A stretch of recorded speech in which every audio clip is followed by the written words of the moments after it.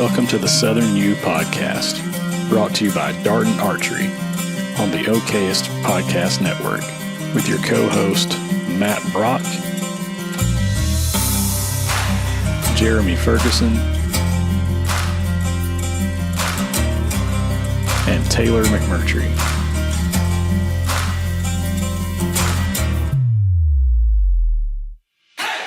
If you're looking for all things land-related in the Southeast, you came to the right place. Whether it's real estate, habitat, wildlife, or just being outdoors, this is the place for you.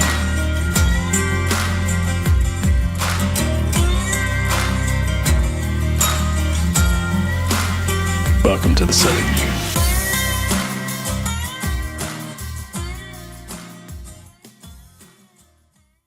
What's going on, everybody? Welcome back to another episode of the Southern U Podcast, where we talk all things land related. My name's Taylor McMurtry. I'm joined by the real estate aficionado / expert on all things land, Mr. Jeremy Ferguson. I don't know that I'd say expert. I appreciate the confidence. I tried, man. That's right. I tried. Yeah. Just like, I can't give my wife a compliment either. Yeah. She always shoots me down. Look, I promise you, in the spaces I feel like I'm an expert, people will tell you I'm not. So we'll just listen to those folks. Yeah. And we have a very special guest in the room today. All our audience can take a collective sigh of relief. We are finally going to talk about some waterfowl. Yep. Woo! The heck with brown hair and gobbles. We're going to talk about a little bit smaller bird. All you guys reaching out on Instagram going, why don't you talk about ducks? Why don't you talk about waterfowl? Like, well, we're bringing it at you today. Yeah, so. And there's a good reason the rest of us don't talk about them. Yeah, because most of us don't know which end quacks. So. That's right. So, yes, Corey Adams is a special guest today. Corey, thanks for hanging out with us, man. I appreciate y'all inviting me. Yeah, and if you would, just kind of give our audience a little background on you and kind of your experience in the waterfowl game, if you don't mind. I grew up in North Alabama. I hunted all my life. I started out mainly deer hunting and turkey hunting. Then later on in my life, I got into duck hunting, and then I wanted to make a career out of it. So I went to Auburn University and War Eagle. Yeah, I got a degree in wildlife ecology and management. Took that on, and my background is mainly farming and working with cows and running equipment. And so I took that, and at Auburn I worked on a farm down there when I was going through school, and I did some habitat management for the guy I worked for. We did all different kinds of stuff, and then I took my degree, wanted to do something with it, so I moved to South Carolina. I got a job with South Carolina Waterfowl Association. And up there we managed for ducks. I mean, we built duck impoundments. We managed the habitat, and so from there, I then got a job back in Alabama, managing a place in North Alabama. The main focus there is duck hunting, and it's a recreational property for the group of members that we have. But we do everything. We do deer, turkey, and quail hunts. But main thing we do is duck hunts. So that's basically my background there. Okay. And so how did you end up coming back to the great state of Alabama? Well, I kind of looked at my wife. She's a nurse, so she was able to get a job kind of anywhere. So that's kind of the job I had in South Carolina kind of led me to the people that own this property. And I was able to just fit right in, come down here and talk to them, and they hired me, and it's going on 11 years now. Oh, wow, okay. So, been a while. Yeah, it's been a while. That's cool, man. Yep. That's incredible. We really appreciate you coming and hanging out with us. About time we have somebody spill some waterfowl knowledge on here. Yeah, because I don't have it. And if those other two that are normally on here say they don't have it, then we're out of luck. I guess now that what they call it, what they call when you, I guess can't be charged for something the length of time. Oh, mine's not statute of limitations. Yeah. Since the statute of limitations is up on it, It's been many years. I've killed one duck in my life. And I shot it with a high-powered rifle. Oh, jeez. I was a kid and didn't know any better and was told, hey, shoot that duck. And so I shot that duck. But that's funny.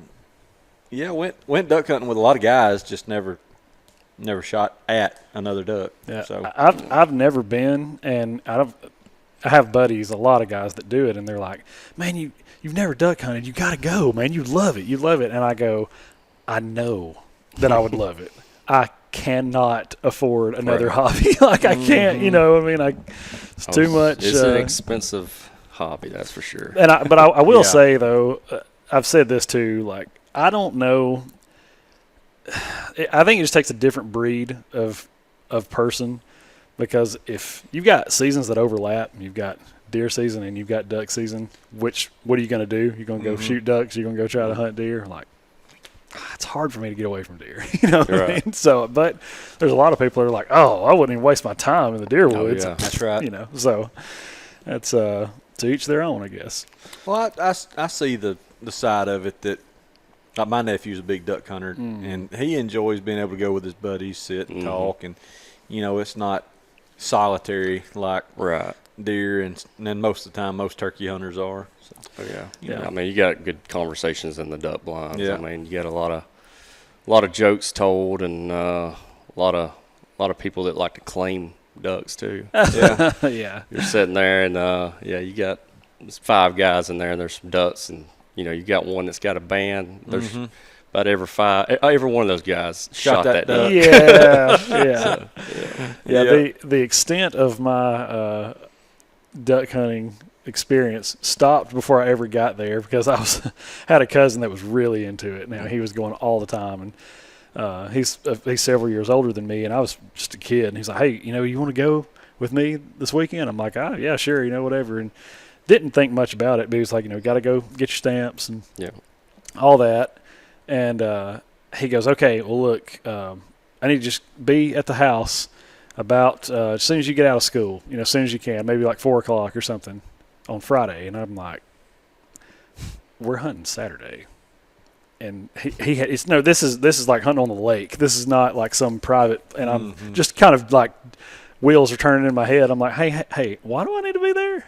You know, why do I need to show up on Friday? And he's like, oh, because we got to get in the boat, and we got to go down the river and get our spot and spend the night in the boat so that nobody else will get it before we get there. And I'm like, this is late deer season. This is January or something, you know, and I'm like, what? Like, no, I'm out, dude. I'm not spending the night in a boat, like, to go try to shoot a duck, you know. So, yeah, that's about as far as I got. Y'all can make fun of me. There takes some of those guys have some dedication to go do that. That's the way my nephew is, man. They'll spend the night on the boats and all that. I don't. Colby's like, oh, you need to go with us, Uncle Jerry. I'm like, heck no. No, man. The last thing I'm gonna do is spend the night on a boat to shoot a coot. Yeah, you know, on Gunner's one. Right. No doubt. That's funny. Well, yeah, I mean, we're going to jump into some questions here in just a second. I do want to give a shout-out for one of our sponsors, and this is actually going to be, I guess, my bi-weekly shout-out, too. Yeah. We haven't done that, but shout-out to Randy Kitts, Dart and Archery, everybody over there, Dart and Black Eagle, Conquest. They are doing some really, really cool stuff in the archery industry. I got to talk on the phone with Randy last week for a few minutes, and of course, they help us out. They sponsor this podcast. You guys know that. But that's just a good human being. Like, he's just a good dude and does things the right way. You know, he's very much old school in the sense that his word is his bond, and if he ever goes against his word, then that's right. You know, I think it's I don't know if I should say this publicly or not. I'm assuming it doesn't really matter, but if you look around at even their pro shooters, the guys that shoot on the tournament trail, there are no contracts at Darden. Yeah. There's no signed formal agreement. They just say, hey, man, you know, if we ever have an issue, you come talk to me. Yeah. Until then, you're one of us, you know, whatever. And they've treated us that way too. So they have. Shout out to Randy. He's going to Africa in about a week, I guess. So he'll be in Africa slinging arrows and filming new content for what Darton's rolling out for 2026. And, so good I actually talked to a large bow dealer. Well, Hoover Tack. Yeah.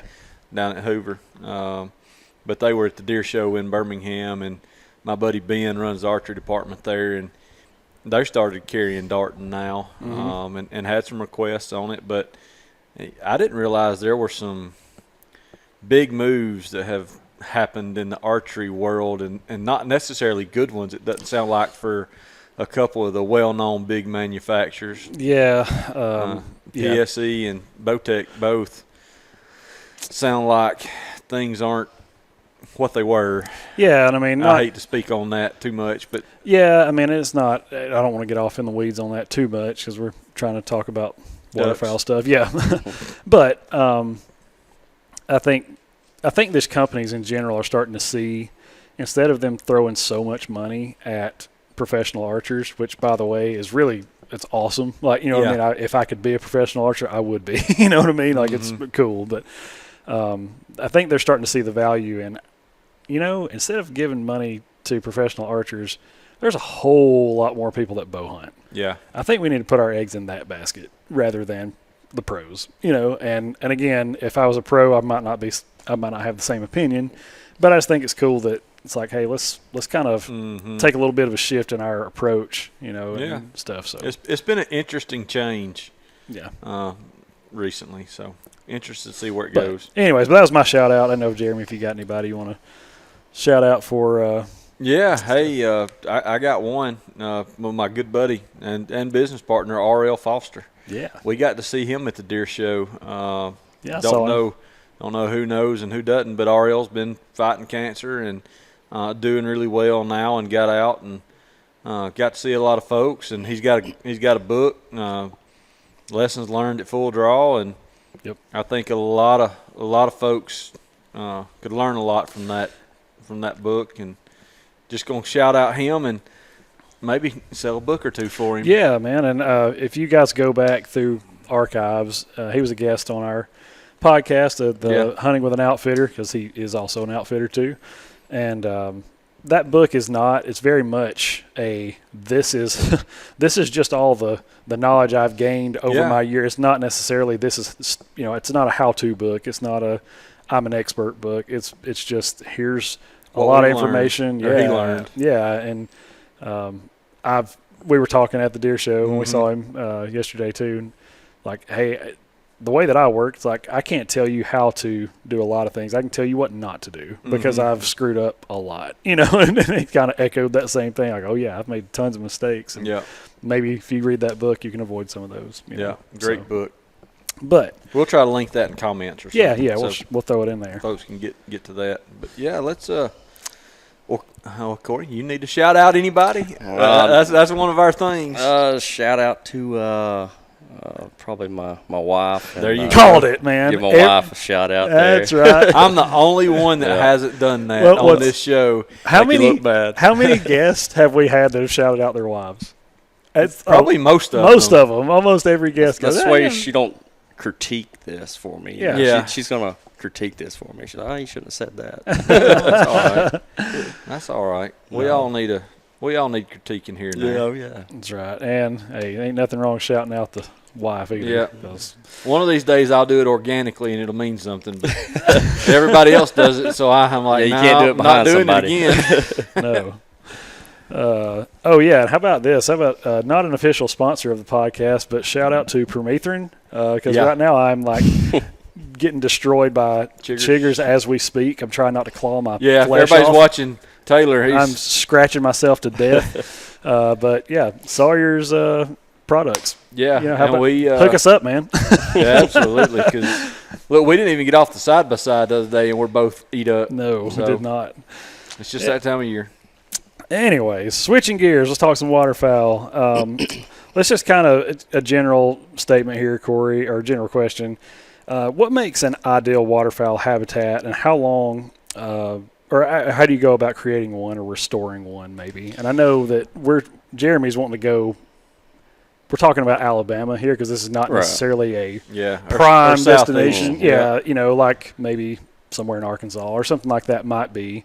So I guess in relation to the Southeast, the deep South. Yes, the deep South, probably, yeah. What's kind of the ideal habitat, or how do you go about making that or even restoring one? I mean, all my experience mainly is East Coast, Southeast. That's mainly my experience of building duck impoundments, building duck habitat. Grew up hunting, flooded swamps and cattle ponds and, just wherever you could find them. And then, later on, get into more high tech, levying up a field, flooding a field with standing corn, millet. You got all different varieties of grains. But the main way to answer your question there, the main way, I mean, it's really, it depends. Like y'all say, it all depends. Yeah, listen. But it depends on where you are, as far as location of a water source, a bigger water source like the Tennessee River, the Coosa River, what you can do there. You got, we got a variety of ducks that come through here. I mean, we're part of the Mississippi Flyway, but we're right there on the Atlantic Flyway. So we've got Guntersville Lake right here where we're close by. I mean, that's a lot of diver ducks come there. So there's a lot of different things that you can do to kind of attract those ducks, and it's specific to what species you're wanting too. I mean, we got hooded mergansers and wood ducks are here. I mean, they raise here and they're here, and that's a lot of what people hunt in these flooded swamps, and then you'll get other species with whatever you build. So. It just depends on, where you're at, the location. If you got good fields, you got good soil, you got the right dirt to make a duck impoundment. You want, some clay to build stuff with. So it's just depends. I mean, you got up here on top of Sand Mountain right here. It's gonna be hard to build a duck impoundment on top of the mountain. Right. I mean, you got farm ponds up here. These cattle pastures that. I mean, you could have mallards and gabball and everything, and that's what I grew up kind of doing. It was just hopping around at everybody's buddies' farms, and you'd hunt there maybe twice a year, and that's what you get. Just bounce around. But then you go to Jackson County, and you got the refuge just close by, and there's thousands of ducks that go there every year. And then you got Wheeler Refuge, you got Eufaula, all across the state, and around those refuges, I mean, there's guys that's building these duck impoundments now that are killing, 1,000 ducks a year. Yeah. So it just depends where you're at and what you want to do with it. So the correct answer. Yeah. So what I heard, what I heard out of that is there's really no magic bullet. Right. Yeah. Which everybody always looks for. Right. And then with deer and turkey, you're going to have them on a property, but the weather plays a vital part in duck migration. I mean, that's just what it boils down to. You get a harsh winter up north. We don't necessarily have to have a harsh winter here to have the ducks. Harsh winters up north that cover up the food, that freeze up everything. That's going to be able to push more ducks down here to give us more options, or they've got to have other places to go. So, and then, you get into hunting pressure and all that. I mean, that all plays into everything. So, that kind of broad answer there. It's cool. I mean, so you said that something about your trying to target specific species, and then others are just going to come as a byproduct. They're going to start showing up too. Is there anything that you can do regionally, like, you might do here that you wouldn't do somewhere else, I guess, when you're trying to build a habitat for them? What I've kind of learned is kind of just trial and error. And what I've noticed over the years is, like, my duck ponds I've built, I've got some that are, specific to 18 inches of water. And then that's basically based on what duck you're providing. You got puddle ducks that kind of just dip down, 6 to 18 inches of water, and that's where they want the food. So corn, you can flood a little bit higher, but variety of water depths will get you, in my theory is get you a variety of ducks. Because around this area, you got diver ducks that come to Gunnersville Lake, and they're diving down. I mean, they could dive down, 2 foot of water, and they're eating off the ground. They're getting invertebrates out of the milfold and the hydrilla on the Gunnersville Lake, and that's kind of what they do. So, really, a Pacific duck. I mean, you got the blue wing teal that come in early season September. That's kind of where we start. We'll have a couple of areas flooded for that to target them at that time. And that's just, I don't mean to interrupt. That's just you're doing everything earlier. Oh yeah. So it's same thing. So what depth of water are you wanting for the blue wing? Oh, they like mud flats. You're planting millet. Okay. Shallow water, something that's easy that you don't want to. Okay, so shallow. You don't want to get into your neck deep in shallow September. water early. Yeah, you don't want to get deep water in September and snakes are still out. Yeah. But I mean, Gunnersville Lake. I mean, I've hunted it for blue. That's really a good place to blue wing teal hunt. I mean, some of the back of the creeks and stuff where it's mud flats. There's quite a few blue wings that show up, and they'll be here today and they're going tomorrow. Right. They're going south quick. Yeah. And so they seem like they do everything quick. Yeah. From what I've seen. Oh yeah, you'll. I can see them come in one afternoon, then you think they're going to be there the next day, and they're gone. Yeah. So, but I mean, what I've noticed around here, like the big mallard. Everybody wants to go kill limit of mallards. That's what they want to do. But you're in Alabama. We're gonna go kill a 6-man today. So, yeah. So I mean, the other thing I didn't tell you, I guide all of our hunts. So I take people out, and some of their expectations are like Arkansas because that's what they've hunted, and we've had great hunts. I mean, we can do some, we have good hunts, but it's not going to be a limit of mallards every time. Right. I mean, you might have those days where the weather lines up and they want to come to those fields and feed, but generally around here, the mallards are been shot at since Canada. Yeah, since that's right. And they're trying to find a place to get away from everybody, and it's going to be in your thicker swamps, and that's where you're going to have to go in and try to set up on them. And then you got seasons where we have more divers than we do puddle ducks, and then we have seasons where we have more puddle ducks than we do divers. This past season, we had a lot of teal, a lot of gadwall, and we didn't get the divers like we normally do. So we were on our duck totals that we were off, a couple hundred because of those divers, and that was kind of in our club. I mean, you got some clubs that they only kill drake mallards. That's all of it. You go hunt their place, you kill a drake mallard, that's it. But they got all these other ducks. So the guys I'm fortunate to take, I mean, they're wanting to have a good time, kill ducks, and get their limit and get out of there. Yeah. So I mean, that's what I like. I mean, because we're spreading out everything. It's not, we're targeting one species. Right. So, but anyways, I'm kind of chasing rabbits. No, that's great. Yeah. It sounds like to me that a duck hunter in our part of the world best have realistic expectations. Right. Right. And I just like the deer hunters. Yeah. And I have worked for some that don't. Oh yeah.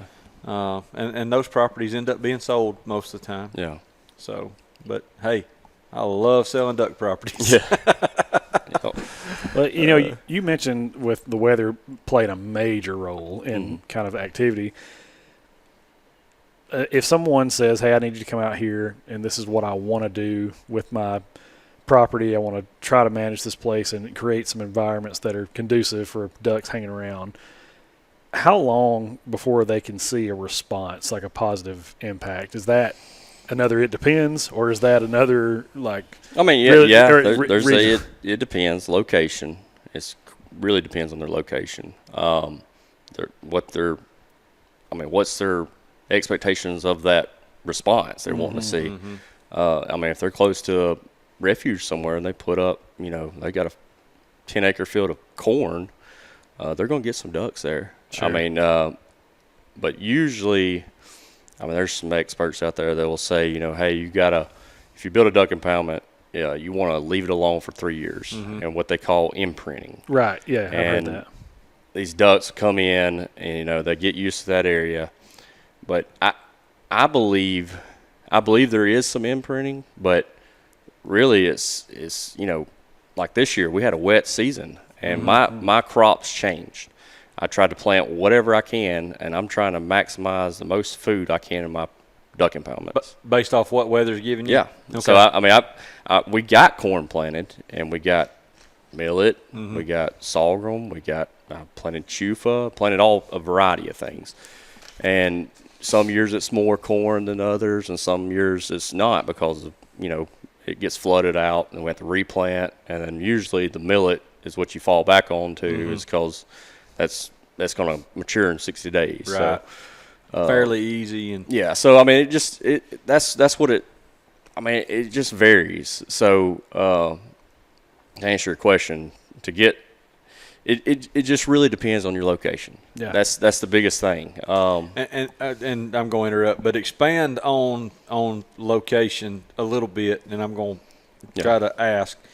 By location, do you mean specifically of where you are in the flyway, or location based off of where big water's at and where ducks are already spending their time? Yeah. Or food, or is it a combination of all of those things? It's a combination. Okay, just all built into one. If you're setting 10 miles from a refuge somewhere, mainly those ducks are going to that refuge during the day, and then a lot of times they're going to these places in roost. Right. And what I've experienced here in Alabama is we have our better hunt days when it's raining, cloudy, overcast. Them ducks are coming back, and it's usually because there's a weather pattern, happening, and they're feeding up, getting their energy to fly on south or fly back north a little bit. I believe they're, down here they back and forth. They're back and forth traveling.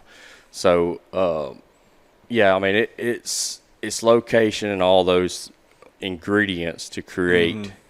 Then you sell land. You got Jackson County up there. You got some guy that's got a nice duck impoundment, and then there's a 10-acre field beside it, that's just not done anything to, and you could put on there, hey, this can be a duck impoundment, and look what they're killing beside you. You may build a duck impoundment there, and it may be great, but it really depends on your neighbor, what they're doing, and are they hunting too much, or are they hunting not enough, or if they got the food and you don't. Well, that led me into one of my other questions, in waterfowl, being the fact that ducks can just fly away. How important are neighbors? But what I'm hearing is they are still vitally important. Yeah, it's not as important as like trying to mature a 5-year-old deer, right?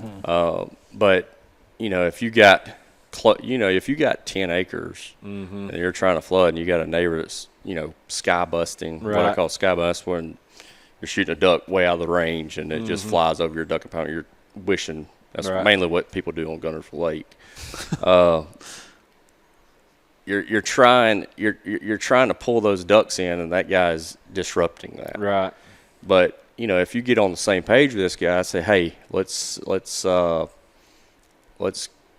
shoot at ducks that are decoying in, decoying ducks or whatever. That just helps out. It's just it goes back to hunting pressure, and but if you've got a big piece of property, you could control that for yourself. So kind of like what we do, we've got that, and we rotate where we hunt to minimize hunting pressure, and we're creating a area that, when their ducks flying over, they see water, right, and they're going to hold in that area. We've got roosting holes that that we don't mess with, and that kind of holds the ducks there. So it really just depends on how much land you got, the location, the hunting pressure, all of it. It ties into one to really how well you can create a duck sanctuary, I guess you could say. Yeah. I thought it was very interesting when we were in Texas. they had very limited water out on the actual ranch. Right. And we would every now and then jump some up. They would bust absolutely. up out of there. And I'm like, if there was water, there was ducks in the water. Yeah, I'm like, where are these things coming from? But then you start to think about, well, we're not that far away from the Rio Grande. I mean, that's just right off the coast right. too. But when you're standing out there just looking over the landscape, though, it's like, gosh, why would a duck be here? Yes, where in the world would a duck come from out here? And it's amazing the species numbers that they kill out there. Oh yeah. I mean, well over a dozen species a day in some of those areas. I mean, when we went down to the river, thousands of birds. I mean, they just kept on and kept on. It was pretty impressive. But yeah, there was big rafts of birds on the river. Yeah. And then, of course, Brock has to hand catch or pleco catfish out of the river too. So, so it's crazy. Yeah. Here's one that I'm not sure how much this would apply to where you're at now currently, but what about like farming practices or land development? How has that kind of helped or affected or changed what you guys are trying to do? Yeah, that goes along with the where we talked about migration, weather patterns, bringing ducks down. A lot of people talk about it, but different farming practices up north has caused, I believe, because you'll see it, cause, I think, an effect of the migration. They're not, going to no-till where they're picking the crops and leaving what's left over on the ground. You'll get the snow up there, but a lot of the mallards that we're seeing that are not migrating are older mallards, so they're able to bear that that cold for however long and stay up there because there's food on the ground. The dry fields, and it affects it a good bit. That's interesting. Never would have thought of that. Yeah. So, that's cool. Let's see, kind of a follow-up with that. What policies or land programs have helped or hurt most recent years? Is there any of that kind of stuff that's kind of gotten in the way or maybe have facilitated some growth in those areas? I know that Delta Waterfowl and Ducks Unlimited, they're doing things now that are trying. It's mitigating a lot of that. Main focus is the breeding ground, the nesting grounds. Prairie pothole region and all that is saving these nesting grounds. When we have years of droughts, it affects our population big time. And I know they're a big thing is I think they've really started on trapping nest predators, and that's a big thing that they're starting to do. And that's going to help out long term. But really, it's hard to say on a specific thing, but really the farming practices, and then the urbanization. Really, you go up to Huntsville, right there at the Cabela store right there, that pond right all there. Kind of tons of ducks, and it acts as like a refuge. So for a hunter, it's good for the ducks. They're coming down here and finding a place, but for a hunter, it's no good. They're just staying there. They ain't got no pressure on them. And you go to Big Spring Park. A lot of those mallards there are resident mallards. Right. But I've seen black ducks. I've seen pintails. Everything in there, and they're just finding these places and they're adjusting to it, but it's just acting as a refuge. So, and you got a lot of guys that that don't like the refuge, and then they do like the refuge. So I think refuges are important and a vital part of keeping our population up. But to an extent, right? But because yours, they have the same weather we do. Yes. So if they don't plant enough food and you get the food, the ducks are going to need to eat. Right. So it's just I don't say a specific policy or anything. I really don't know, but that's mainly what I see is towns growing out, urbanization. It affects everything. Yeah. farming practices. That's my take on it. So. Yeah, that's interesting. It is. I don't guess I ever really thought of it that much, but yeah, you go by all these little town ponds, more or less holding ponds in all these subdivisions, and they're slap loaded with ducks, and you can't hunt them. Nope. Or at least not legally right. anyway. Yeah. I'm sure plenty of people hunt them or try to. But yeah, that's interesting. We had a group born and raised on our farm pond the first time that I can recall in a long time. We've got 6 mallards that have hatched and raised, and they've all survived so far. Of course, we don't have nest predators a whole heck of a lot. There on our farm. Yeah, it's been fun to watch. And that's what you get around Alabama. I mean, you get a lot of resident mallards in this area.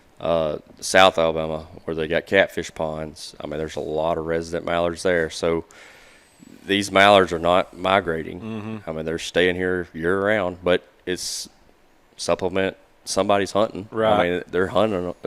Yeah, they're being shot. But then you go to Sunset down there, and there's grandmas down there feeding them with bread too. So, but mallards so fat they can't get off the ground. Yeah, that's right. But yeah, I mean that. And then there's some other things as far as other clubs that what they do is they get these mallards that are bred with wild mallards, and they're releasing mallards on their property to supplement the hunting. I've seen that. And there's all this debate whether that's affecting, are the wild birds compared to that. I mean, I've seen both ends of it. We've actually tried it. Yeah. And I was curious if they were going to shut that down with the AI scare. That's going on. I was curious if they were going to jump into that. But I hadn't heard. No, I mean right now, I mean it's as far as I know, you could still get. And by AI, folks, I don't mean artificial intelligence. ChatGPT. Avian influenza. Avian influenza. ChatGPT's not going to get the ducks, y'all. Okay? I mean, we don't know that. It could happen. It could eventually when Skynet hooks up. Yes, go watch Terminator. But yes. Well, I got a question that's duck related, but it's also land real estate related. If somebody were to call you, being a waterfowl biologist, and said, "Hey, man, here's the deal. I've got $2.5 million. I want to buy a duck place in North Alabama. Don't care which side of the state. What are you starting to look for first?" I know you said location, so that immediately tells me North Saudi and Wheeler that you want to kind of get close to those if you can. But if you can't, what are you looking for? I mean, what else are their interests? I mean, do they turkey hunt, deer hunt? Because I mean, if they want to do that, you can incorporate that too. I mean, Mobile, the Delta down there. I mean, there's some great places down there. Really, Eufaula. Okay. Anywhere on the Tom up and down Mississippi line. There's some areas over there that's really good. And Coosa River. I mean, around all of our rivers. I mean, like Alabama's got the most diverse rivers and waters, in the nation. So there's a lot of areas, and I'm saying that because I mean you're going to have wood ducks. Yeah. They're here, but I mean that's where I'd start. Is do they like mountainous terrain? Right. Do they like the flat? I mean, or do they want to turkey hunt too? Are you going out and looking for the ability to construct new impoundments, or had you rather buy one that's been there, even if it hasn't been successful? That will tell you a lot, and the lay of the land tells you a lot because what they used to call, the old timers used to call, like beside the rivers and stuff, are called these fraction ponds. So these fraction ponds are historic for holding ducks, and they would fluctuate with the river. Right. So those areas are going to be great areas. Anywhere that naturally floods from high water are going to be good areas. These swamps, and there's things, that there's programs you get on, wetland programs to restore stream side and to fix these swamps, and beavers damaging a lot of timber, right. and that are swamps that are historical. A lot of those you can't really mess with, right. but those are ready-made properties. Yeah, they're ready-made properties, and they're holding ducks, and you really don't want to mess that up because they're like, they're a big roost. There's a lot of ducks probably come in there that helps the whole area out, and they hold ducks throughout the winter. That's a safe haven for them, and that's where they go. So really, I mean, that's what I'd look for is neighboring properties, trying to find so really the best habitat for them. Yeah. So if you can find an area that's already doing duck hunting things, that's really probably the ideal place to start. That's ideal. Yeah. But if you got a family farm, that you've had in, all down the lineage, you want to start something, that's going to be a little bit more difficult. I mean, it goes back to the location, but you can do it. I mean, it can be done, but that's when you're going to have to rely on the hunting pressure and maybe planting it and watching it and just saying, hey, I'm not going to hunt it until like the last couple of days of the season. Right. And I'm going to try to build some ducks in there, let them imprint on the area, and then go hunt it. Just go see what happens. Right. And that just goes into what's your budget on that? What you want to do. I mean, you get into all that. I mean, there's I know you wanted to talk about that is how to build duck impoundments and everything. So I mean, that's a perfect segue. You've built many. And I know this is a shot in the dark because it all depends on cubic yards of dirt. But just an average impoundment, average depth that you guys would do, what are you looking at building cost per acre roughly? I mean, if you got the materials there, and what I'm saying is if you got the clay, the things you need to construct a dock, and then good topsoil. We built a couple of docks here recently that it cost us around 15 to 20, and that's with a pan, but that's also leveling a field and putting the topsoil back. So there's a lot of tractor driving in that. That's right. And moving dirt from one place to another. Yeah, a lot of hours on tractor. It takes a lot of steel to do that. And there's different ways to do it. And I've known guys that it's close to the river that's just took a turning plow and made a shallow pond. And it goes back to the the blue-winged teal. If you've got good water, you could do that. If you got the soil right and everything, you got some clay there, you could take a turning plow and keep turning that up until you make you a windrow. And that's I saw some guys do that in Jackson County, and I was trying to figure out for the life of me because it's been years ago. So what are they doing? And they call it, and I don't even know if this is a technical term for it or not, but they just called it an Arkansas levee. Yeah, it is. But they were just running turning plows until they got that much mounded up, and now you step off of that and you gonna go off. That's what they historically did for rice. Gotcha. And growing rice fields, you're doing that with the lay of the land, kind of like up here on Sand Mountain. You got terrace rows. Yep. Same concept. Okay. But you're in a flat field. Right. And so that's basically how. That's probably the cheaper route of doing things, but it works well in Arkansas because of the number of ducks you have out there, and the mallards like those rice fields out there. So here you're going to be more successful.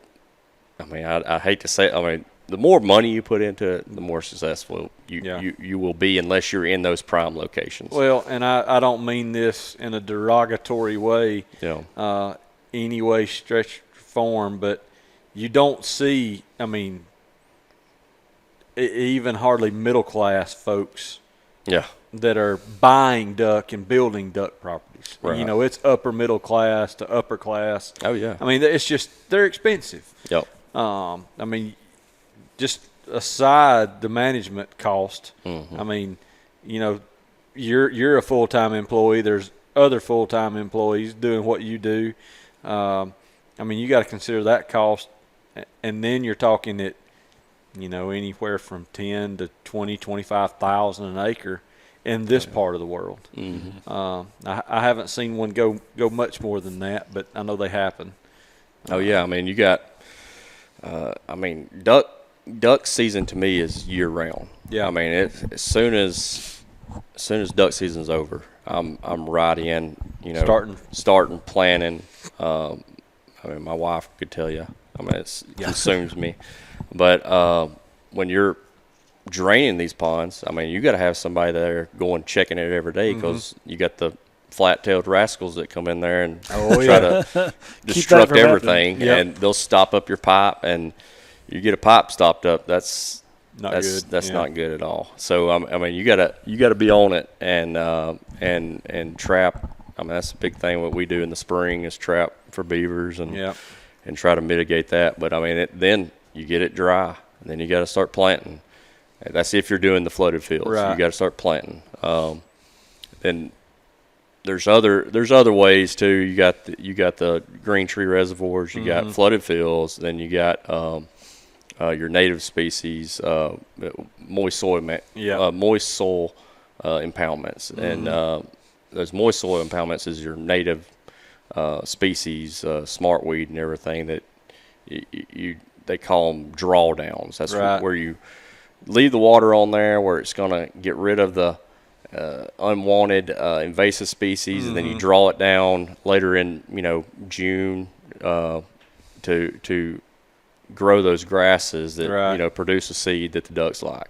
And there's all different rates of when the drawdowns. Right. A lot of people out in Arkansas and Mississippi do that. Around here, mostly everybody that's got a duck impoundment are planting something. And then what I've done here too is you've got some areas that are like those what I call fraction ponds that normally flood, and then they'll dry out. And then you just throw seed out there on the mud flats, and it'll germinate and create a crop there. That's what we do to that one little small one that you and I looked at there on the river bank. Right. You just can't do anything else with it. Yeah. I mean, it's still got water on it now. Yeah. It usually dries out about August. Yeah. But yeah, I was curious if anybody was doing that much around here. I didn't figure they were. Yeah. I don't do a lot. I don't do any waterfowl management, but I do a lot of waterfowl planting. Right. Just because I've got the equipment to do it, and hopefully. Well, that just goes back into what's your budget and what's your expectations with the property, realistically. Yeah. And if it's that one hunt at Thanksgiving with your family that you want to do, you can do it cheaper, but you're not going to be as successful as someone that's out there planting corn, getting soil samples and doing it right. So if somebody does moist soil to the nines and somebody's doing planting to the nines, which is better? And that's just an opinion. Right. I know they're and my opinion, and here, I guess is what I'm saying. My opinion, the corn. I mean, even if it's in the same location, and that's what I've seen. Yeah, I've seen it's just. I mean, that's just what they like. I mean, and what I'm basing this off of is habitat. I mean, we talked about it before. You plant a cornfield, and they turn it into a roost. They're coming in there. To me, that's success. Right, because you got ducks living there. You got ducks living there. Because there's going to be days that those ducks are going to come in there. They may fly off, but they're coming back. Right. because they got to feed. It's just all like deer hunting. They got different feeding times, and that's where they want to be. And I do want to back up just a little bit. Yeah. Actually, all the way back, because I know there will be somebody that'll ask, and I know the answer to this, but when you say a duck roost, what do you mean? Okay, duck roost is kind of where ducks go in the evening, and I mean there's been some outlaws out there that what they call hunting the roost, and it's usually after shooting time is over and they've shot. I mean, that game wardens, that's what they'll go out and listen for it. And but what it is ducks are wherever they are on the lake. They're either coming back to a place where they can feed all night, or they can rest and be safe. Usually, sometimes these swamps that are thick, they go into them, and that's where they go to sleep at night. There you go. They're coming to rest and just stay there. That don't mean sitting on a limb in a tree. No, it means they're huddled up, and sometimes it does. I mean, there's certain ducks. Yeah, I mean, wood ducks, they'll get up on a log. There'll be 20 of them on a log there. But and then I've seen some in our woods, it's flooded. There's some like little mounds of dirt, and it's just stand up on mud. They've just been standing there all night. So, but yeah, that's what a roost is. Okay, somebody would ask. Yep. Probably. Yep. Yeah. Somebody being me. I got one for you here. Could you share maybe like your favorite success story of a habitat you either helped to build, or maybe one that was kind of on the decline that you were able to bring back from, or something like that? What's like your favorite one of those?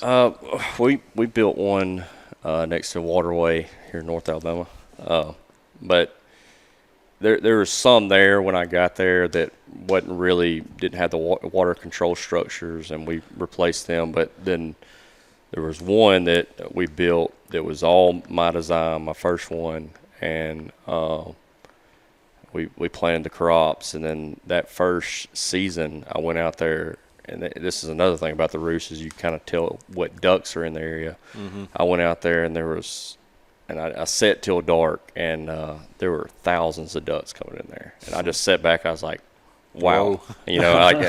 This was a field, and then I've turned it into a big duck roost. There's thousands. They just kept on coming. And it was just mallards and pintails, and I'm like, we got something right here, And it's since then. It's been a jam up spot. Just perfect location. That's awesome. Yeah, and so that was a real kind of moment where I was like, okay. Yeah, when a plan comes together, there's nothing like it. Yep. No doubt. So, have you ever rolled up on a place before and been like, ooh, this is not going to work? Yeah. Actually, I had a friend that was looking in Jackson County at buying some property.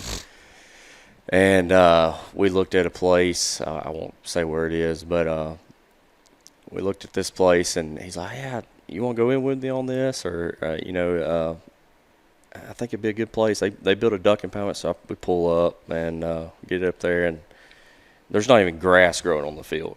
So that what they've done is took the topsoil off and built a dock with it. Yep. And oh Lord, another thing, I'll define dock. A dock is like a mound of dirt that you use to hold water back or hold water off of a certain area, but dock, dam, levee, you can say anything. But anyways, they took the topsoil off the field and pushed it and made the levee with it. And number one no. Yeah, and I was just like, this. It's in a good location, but we're going to have to take all that out. So I was telling him, yeah, you could probably do it, but you're going to have to take all that out and redo this. This sounds like one I've been on before. Yeah. But anyways, that's what that was it. I've seen another area. I went with a guy that he was asking me, hey, I'm looking at buying this. Come hunt with me. The guy said we go hunt. So we went and looked at it, and he's like, it rained that night real good. It had we had probably 2-inch rain. So we get there, and it's in a good location, but the duck impoundment, the dock was overflowing in all different areas, had washes, and I was like, I mean, you're going to have to repair all this. And I was just telling him, I was like, the guy that's selling it, if there was ducks going to be here, I don't think he'd be selling it. So that's another thing. I mean, like stuff like that. I mean, you kind of got to watch out. They've tried it and then they realize it's not going to produce, and what it's going to take to make it produce. Yeah, I'm not willing it's going to to put cost that money more. in. Yeah. And what I have seen from just our real estate side of things and looking at these things is you've got a group, and they're not a group, but it's a group, different individuals, but they're all doing kind of the same thing. They're buying these properties that could be duck hunting, and they're going in and throwing something in fast and selling it as a ready-made duck hunting place. Right. And I've sold one or two of them, and I, just honest, I don't, I'm not a duck guy. It's got everything on it. There's no history of ducks here. If you want to buy it, then have at it. Yep. Not really my suggestion, but right. I mean, what they're paying for is the work that went into it. That's it. And when you have to redo all that work is where you start buying that work 2 and 3 times. It starts getting kind of hard to swallow. It's hard to sell a vision for something. It is. For something that isn't here yet, but it could be. Well, it's difficult. I don't care what any industry. It's just hard to sell somebody on what could be. I learned the other day, and my wife, just doing what she does in the therapy fields, she reads a lot on research that's coming out, and she was reading some new research here a while back that it's a very small percentage, and I'm probably going to describe this the wrong way, but when you talk about something, or we're talking about this, if you can visualize it, and I can talk through these pieces of property, or I can walk out on a new place and I can see it. Yeah. Do you know that it's rare that people can do that? Yeah. They can't see it. They can describe to you what they're thinking, but they can't actually just see it. Yep. And I'm luckily one of those people. I can walk out and I'm like, yeah, there. It's like I'm looking at it already on the ground. Right. But it's when you said the vision, a lot of people, they don't have that ability to have that vision, and that's not a fault of their own. They just don't know. Right. But some people try to create a vision that's just not going to work. Yep. Well, hey, look, I've been guilty of it.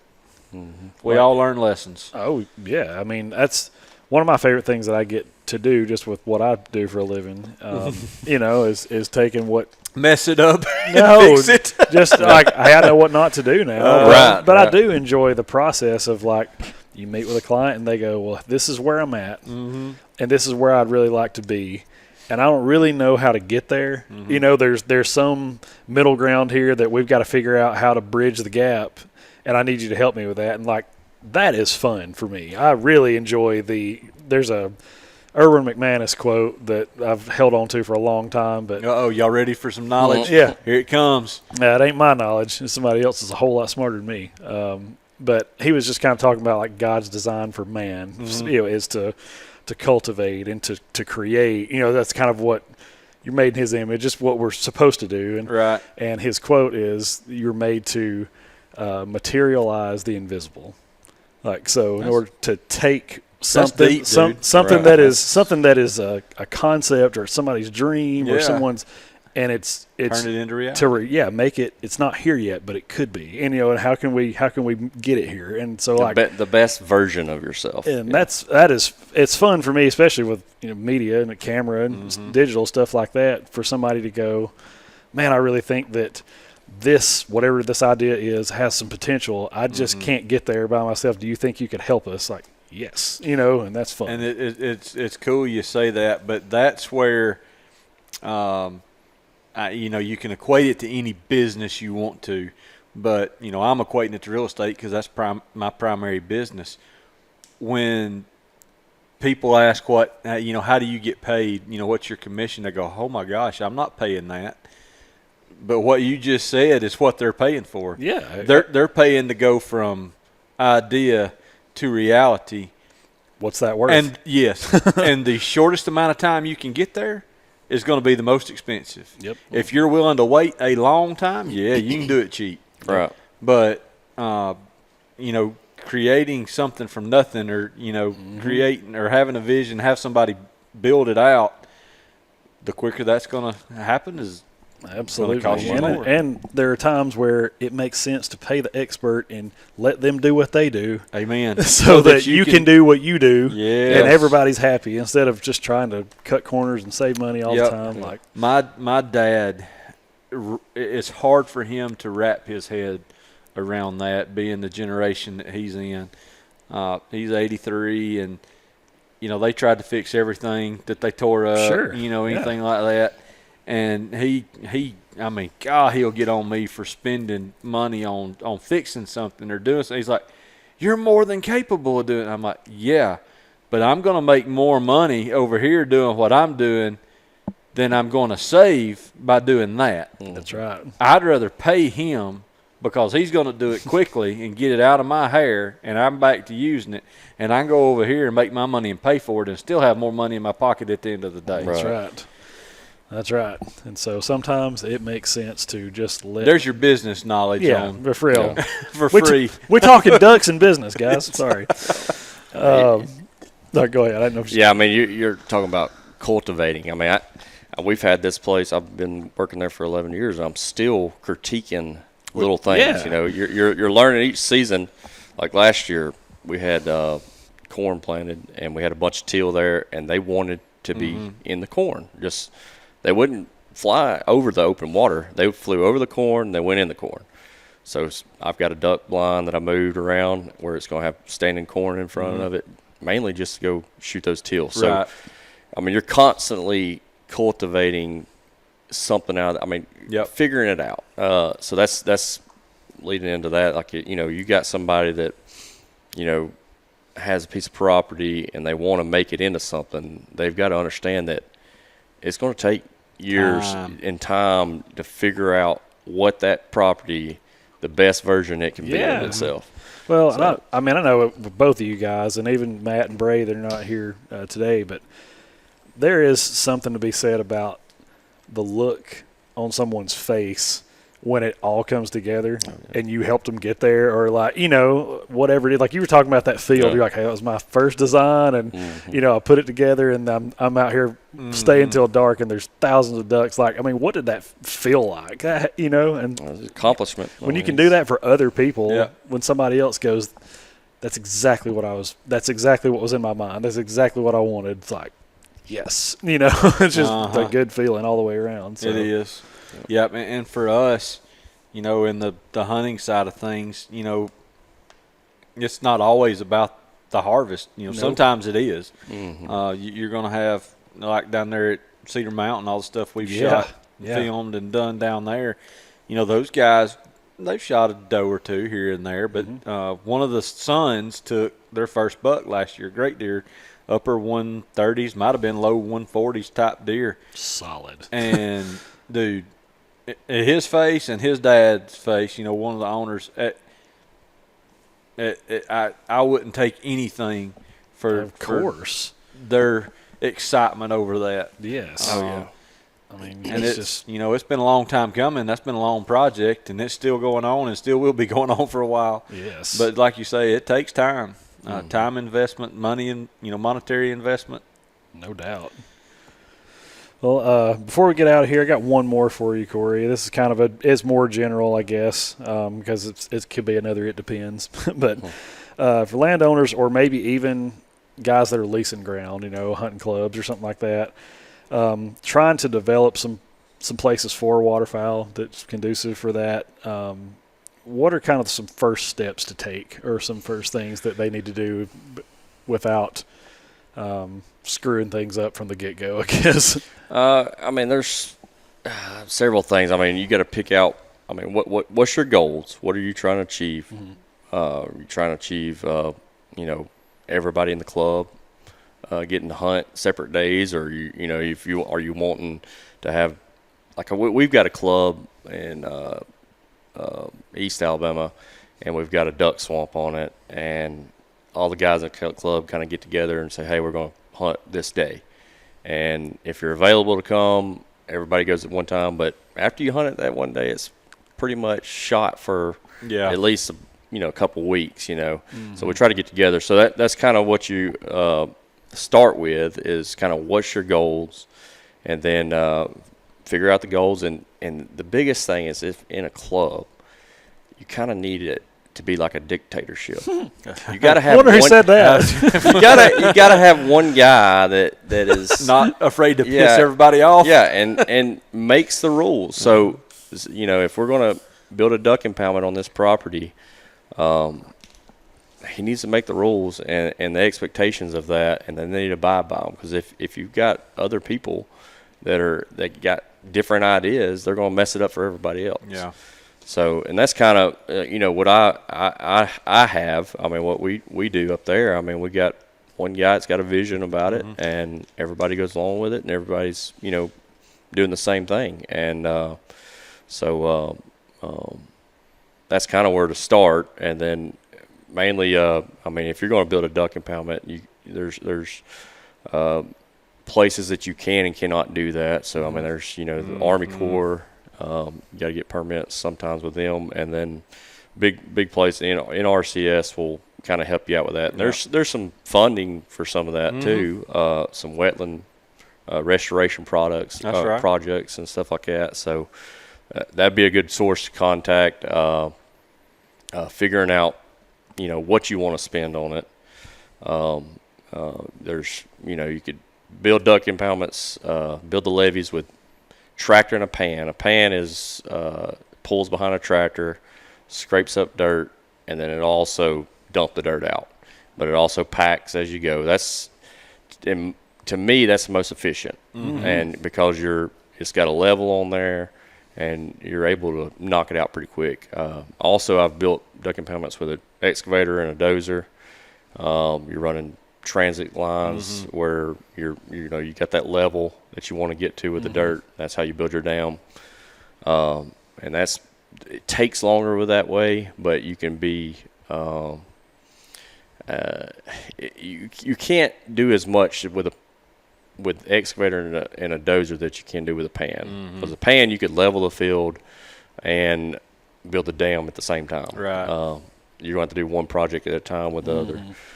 So that depends, and then on what you're wanting to spend, and then if your property's if it's got areas that's kind of already there, I mean, see what you could do with what you got. Yeah. I mean, if you got a beaver swamp on there that's already producing, what can we do to maximize what we're doing here? Let's drain it down in June and throw out some millet and see if that helps out. And that's your lower cost, that's kind of what we do at our club is, hey, let's try to get this thing down. It's a lake that was built to help minimize flood damage, and it's built by the Army Corps. So beavers are actually dammed up the drain right now. Right. So it's flooded a lot more than it should, but in the summertime that water will go down, and there's areas that you could throw out millet. So that's low cost. So you look at that, and then really get once you implement that, get a hunt plan. I mean, I think that first year is crucial as far as seeing what you got and getting everybody's expectations, kind of bring it down. Hey, this ain't Arkansas. This is Alabama. This is where we're at. And, if you got a ton of ducks coming in there, I wouldn't just go out there, we got tons of ducks. Let's go shoot. Mow 'em down. Let's go throw them down. Let's set back and see what happens. And that's on a new place. But even these old beaver swamps and stuff, I mean, you could run ducks out of there by overhunting it and too much pressure. I mean, it affects a lot of it. But after that, I mean, you get your guys in line what you're going to do hunting it. But a lot of guys say the 3-year kind of to imprint ducks. So you flood the field, whether you got corn or whatever, flooded timber. I always leave my water on there at the end of the season till like March, because you got ducks flying back north, and they're going to take whatever crop you got left, and that also helps with reseeding. You plant a lot of corn, you're going to have some reseed the next volunteer corn. Yeah, volunteer, and it's a nuisance to get rid of, is. and you don't want it too thick out there. You can't grow, and so you got that, and that's basically the cycle of it. So let me throw another question in there, because from the land sales side, this is the number one question I get. How important are records? It's good. It's very important. I mean, like, I take records of what we kill and weather, what we kind of planted that year, how I kind of take note of what the prairie pothole region was doing that year, what the duck report was that year, and kind of base that on what we're doing, and seeing if certain things affect that. Like finally I'm getting some, over the years I've got some pretty good data on that, and that's what I'm talking about. I'm always cultivating, trying to figure out a different way to hunt different things, and starting to find trends to capitalize on. Yeah, and setting up, I might tell these guys, hey, we don't have to get up at 5:30. Let's go out there at 9 o'clock. We've talked about doing it, but we still end up. Everybody's ready to go. Go out there. So, but I mean and then you might want to hunt the afternoon. You could hunt all up till shooting time. I mean that's like these roost areas. I've seen places where ducks will be there in the morning, they leave, and then you got a storm coming, in the afternoon before dark. They're going to come back before that storm and feed. So I mean, it just depends on that, and we've had days, you get these couple of snows in Alabama. Oh yeah, we had one really good hunt. I mean, we started out, we were hunting that place I told you we built that I really liked. We were there, and it's kind of slow that morning. It was raining, and then it turned to snow. I don't know what happened. The ducks just turned on. They were just coming in like 2s and 3s, just right into the decoys, and before you know it, we all limited out quick. And it was just like, where did this come from? And it's just big old snowflakes, and they just come right in. So that's awesome. That's pretty awesome. Anyways, that's cool. Well, Jeremy, you got anything else to throw at him? Not off the top of my head. Yeah, man, that's good stuff, especially for somebody like me that don't. I do have one more thing, because I wanted to ask somebody that was actually a waterfowl aficionado. All right, so you obviously take part in shooting and harvesting a lot of ducks. Right. What's your number one recipe? Oh yeah, there we go. Where you going if you're gonna eat waterfowl? What? And it can be good. I don't care, as long as it's waterfowl. What's your number one go-to? I mean, I've ate it several different ways.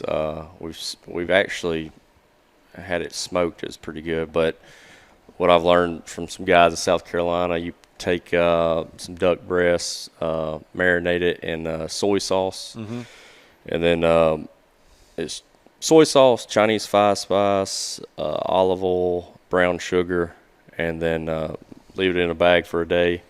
Then take it out, get your grill real hot, lay that thing on there, cook it rare, take it out, slice it up, pour honey over it, and it's good. It's a good little, put your toothpick in there and eat them, yeah. Moral of the story, guys, y'all heard the word he said.